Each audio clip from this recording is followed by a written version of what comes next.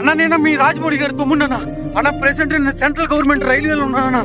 అసలు సినిమా అవకాశం కోసం చిన్నప్పటి నుంచి నాకు 8 ఏళ్ళు ఉన్న సంవత్సరాల నుంచి నేను సినిమాలో ట్రై చేస్తానన్నా. ఇప్పుడు వచ్చే సినిమా అవకాశం దొరకలేదన్నా.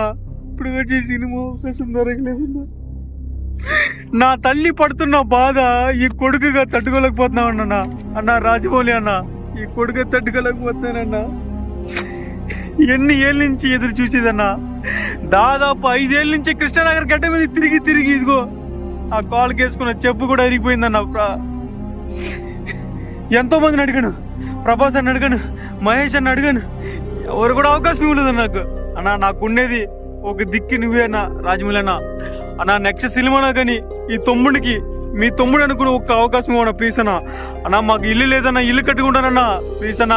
రాజమౌళి అన్న 5 నెంబర్ కాల్ చేయన్నా ప్లీజ్ అన్న.